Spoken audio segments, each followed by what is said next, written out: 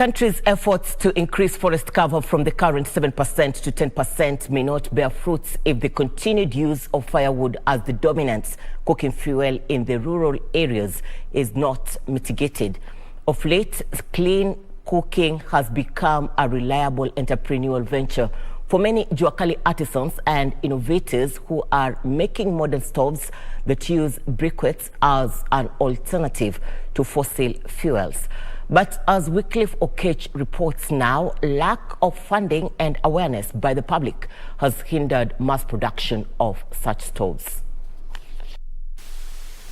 Statistics from the Ministry of Energy as at 2021 indicate that 90% of Kenya's rural households still use firewood as the dominant cooking fuel. In Kisumu County, 49.6% of rural households use firewood, 22.2% use charcoal, while 7.8% use paraffin. Mostly huko nyumbani tunatumia kuni. Kuna misitu zingine hapo kando kando ya bahari huko. Sasa tunaingia hapo na kutafuta kuni na tunakuja kupikia. Firewood, yes, like this, it has a lot of effects, like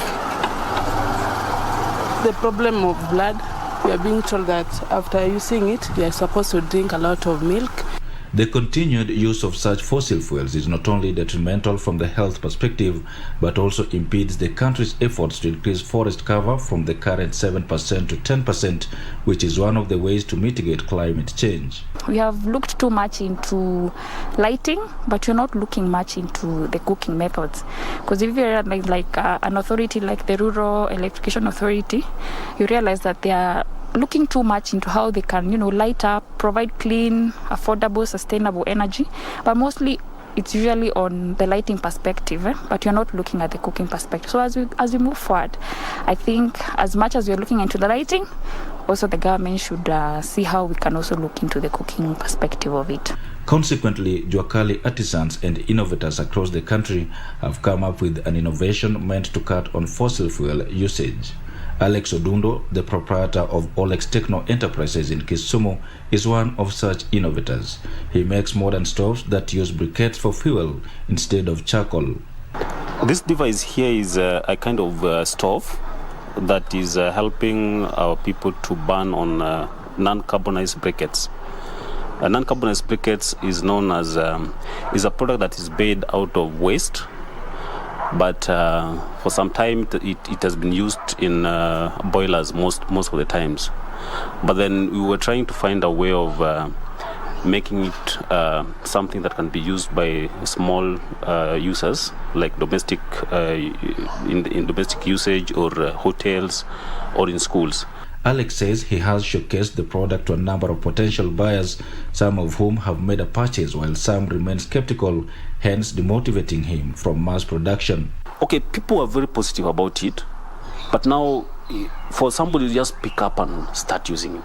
And while Laban Okeo from the Kisumu County Energy Department maintains that 100 million shillings was allocated for enterprises in the current financial year, access to these funds remain unclear to many innovators. We do encourage the entrepreneurs in the clean cooking sector.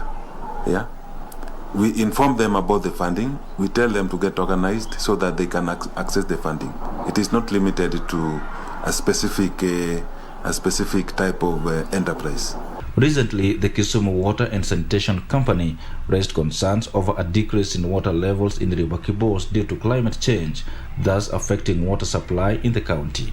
This is enough evidence that continued use of fossil fuels hinders efforts to mitigate climate change, with both levels of government challenged to adopt more precise policies and strategies to curtail the trend. The adoption of modern cooking stoves is one of the ways that both levels of government can adopt to phase out the use of fossil fuels. This should include funding the Juakali artisans to produce such stoves in large numbers and also conduct sensitization campaigns in the rural areas to increase uptake. Wycliffe Oketch reporting for Channel 1.